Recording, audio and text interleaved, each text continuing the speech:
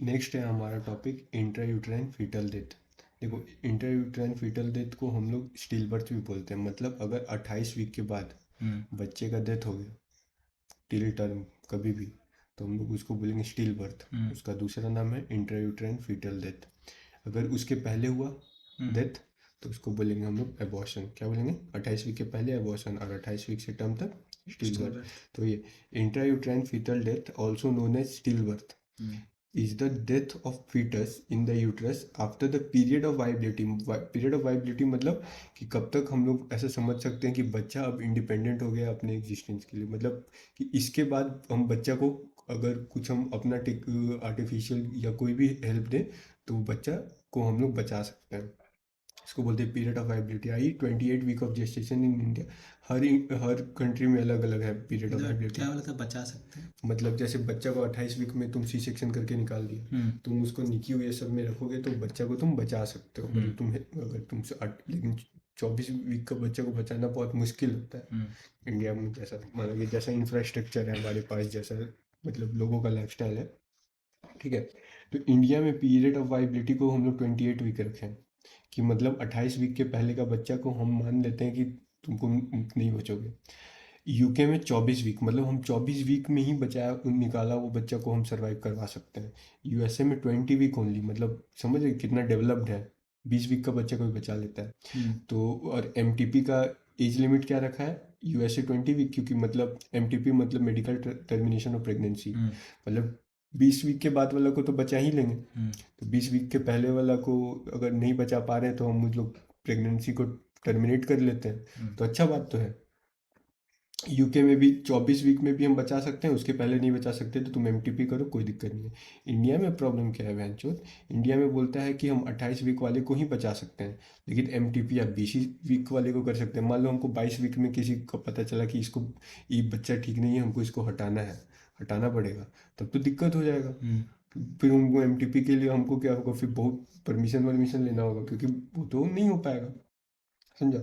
Common cause, देखो India में common cause क्या है? जैसे 3 कॉज में देखो, मैटरनल फैक्टर, फीटल फैक्टर और प्लेसेंटल फैक्टर। मैटरनल फैक्टर मतलब जैसे हाइपरटेंशन हो गया जो तुम्हारी औरत है, फिर डीएम हो गया, इन्फेक्शन जैसे कोरियो कोरियो मतलब क्या होता है? प्लेसेंटा। एमनाइटिस मतलब अमनाइटिक सैक, ठीक है। उसका अगर इन्फेक्शन हुआ, या फिर ऑटो इम्यून डिसऑर्डर हुआ जैसे कि तुम्हारा एंटी फॉस्फोलिपिड सिंड्रोम, ये सब हुआ तो इसमें वैसा होता है।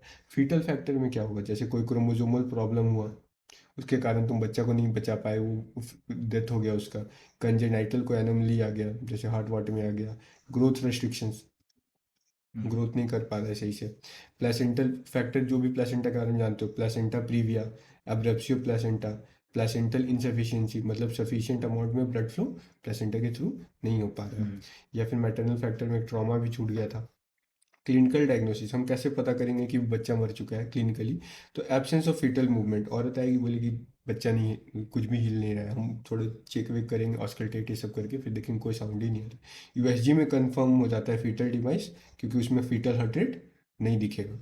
ऐसे बच्चा धक धक करता है ना, बच्चा का हार्ट तो फील हो, उसमें दिखता है ना, उसमें क्या तुम्हारा यूएसजी मशीन में। फिजिकल एग्जामिनेशन, यूट्राइन साइज में भी स्मॉलर देन एक्सपेक्टेड, क्योंकि देखो मान लो हर पीरियड ऑफ जेस्टेशन में यूट्रस का जो साइज होता है वो धीरे धीरे ग्रो करता है। तो अगर बच्चा मर गया होगा तो ग्रो नहीं किया होगा तो क्या होगा? एक्सपेक्टेड से छोटा होगा। समझ आया? इन्वेस्टिगेशन क्या क्या कर सकते हैं? Maternal blood test. अब हम देखेंगे कि वो जो ब्लीडिंग हो रहा है, डेथ होगा तो ब्लीडिंग होगा, लेकिन एपीएच पीपीएच में भी तो ब्लीडिंग होगा। लेकिन एपीएच पीपीएच में जो ब्लीडिंग होगा वो मदर का होगा, और इसमें इंट्रायूटेराइन फीटल डेथ में क्या होगा? बच्चे का ब्लीडिंग होगा। तो एक टेस्ट होता है, उससे हमको पता चलता है कि माँ का खून है या बच्चे का खून है। तो एक क्लियर बेडकेज टेस्ट बोलते हैं। फीटो मैटरनल हेमरेज, मतलब हम चेक करते हैं कि वो अगर बच्चे का हुआ है तो मतलब बच्चा खत्म, माँ का हुआ है तो चलो एपीएच पीपीएच को हम लोग क्या कर देंगे, जैसे जो भी होगा मैनेज करेंगे। जैसे इन्फेक्शन का स्क्रीनिंग करेंगे, ऑटो एंटीबॉडी का ही स्क्रीनिंग करेंगे कि देखो इन्फेक्शन के कारण हो रहा तो देख रहे थे, फिर देखेंगे कोई इन्फेक्शन है क्या, फिर देखेंगे antibody auto immune disorder anti phospholipid syndrome था ना इसमें, ऑटो इम्यून डिसऑर्डर, तो देखेंगे कि वो एंटीबॉडी ये सब चेक करेंगे। फीटल को ऑटोप्सी करेंगे तो पता करेंगे कि कॉज ऑफ डेथ क्या है बच्चे का, ऑटोप्सी करके। प्लेसेंटा का एग्जामिनेशन करेंगे अगर कोई प्लेसेंटा का प्रॉब्लम हो, क्योंकि प्लेसेंटल फैक्टर्स भी तो था। अब उनको है कि हर अगर मान लो कि बच्चे का डेथ हो गया तो तुम उसका कैसे मैनेजमेंट करोगे, ठीक है। अगर मान लो कि हम लोग एक 24 वीक पे मान के चलते हैं, जो यूके का टर्म है यूएसए का, उसमें क्या करेंगे हम लोग, जब एक बच्चा का डेथ होगा ना तो यूट्रस है ना, एक खुद ब खुद क्या होता है, स्पॉन्टेनियस एक्सपल्सन करवाता है, अपने आप बच्चा को बाहर फेंक देता है। एक्सपेक्टेड एक्सपेक्टेंट मैनेजमेंट क्या होगा तुम्हारा, स्पॉन्टेनियस एक्सपल्सन, ठीक है।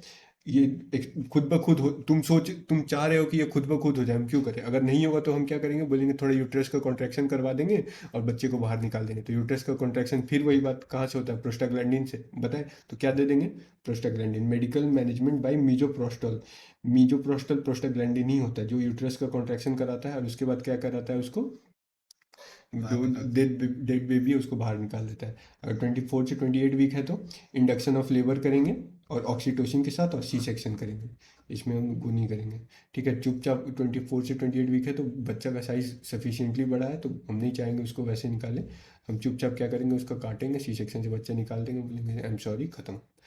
Depending on fetal size and maternal condition, ठीक है।